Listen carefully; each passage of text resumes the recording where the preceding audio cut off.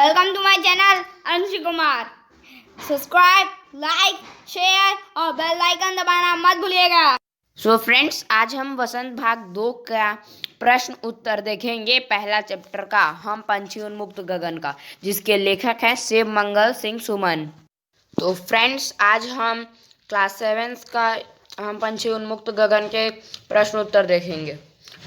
तो इसके लेखक का नाम है शिव मंगल सिंह सुमन, जैसा आप जानते ही होंगे। और इसका पहला प्रश्न है, हर तरह की सुख सुविधाएं पाकर भी पंछी पिंजरे में बंद क्यों नहीं रहना चाहते? उत्तर, पंछी के पास पिंजरे के अंदर वे सारी सुख सुविधाएं हैं जो एक खुशी जीवन के लिए आवश्यक होती है, लेकिन वह परतंत्र है। हर तरह की सुख सुविधाएं पाकर भी पंछी पिंजरे में बंद नहीं रहना चाहते, क्योंकि उन्हें बंधन नहीं अपितु स्वतंत्रता पसंद है।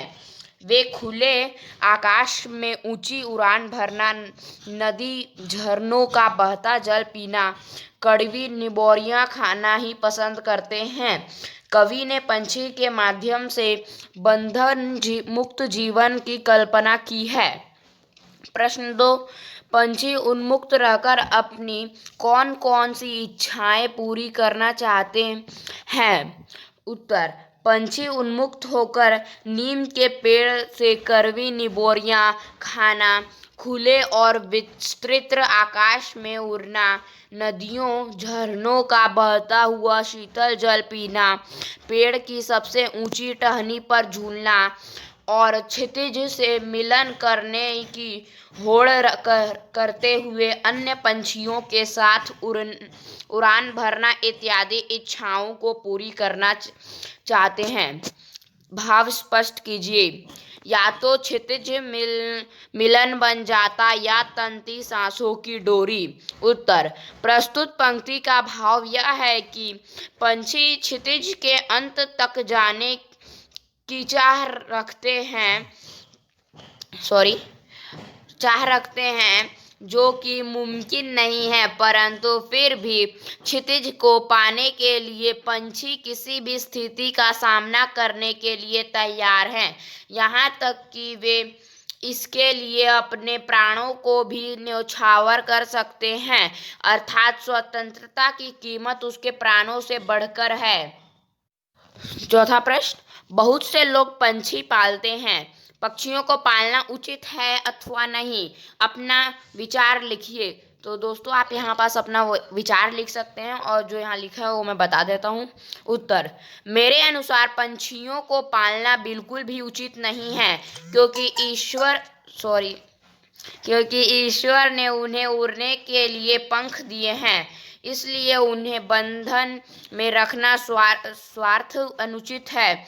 अपनी इच्छा से ऊंची दूर तक उड़ान भरना, पेड़ों पर घोंसले बनाकर रहना, नदी झरनों का जल पीना, फल फूल खाना ही उनकी स्वाभाविकता प्रकृति है। आप किसी को भी कितना ही सुख रखने का प्रयास करें, परंतु उसके स्वाभाविक परिवेश से अलग करना अनुचित ही माना जाएगा। आज़ादी अनमोल है, सैकड़ों स्वर्णिम मुद्राएं देकर भी उसे खरीदा नहीं जा सकता।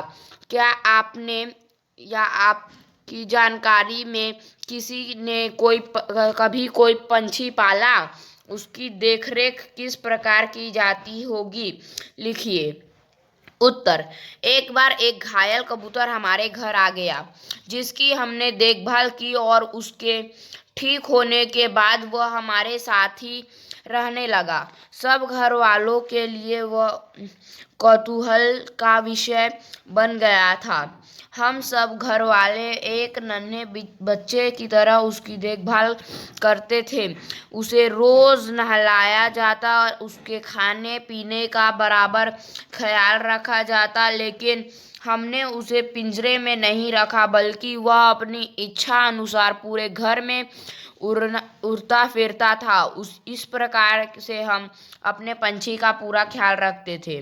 पांचवा प्रश्न, पंछियों को पिंजरे में बंद करने से केवल उनकी आज़ादी का हनन नहीं होता, अपितु पर्यावरण में भी प्रभावित होता है। इसे विषय पर 10 पंक्ति में अपने विचार लिखिए।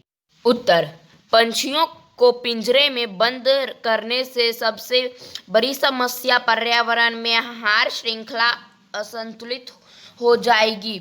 जैसे घास को छोटे कीट खाते हैं तो उन कीटों को पंछी, यदि पंछी न रहे तो इन कीटों को की संख्या में वृद्धि हो जाएगी, जो हमारी फसलों के लिए उचित नहीं है। इस कारण पर्यावरण असंतुलित हो जाएगा।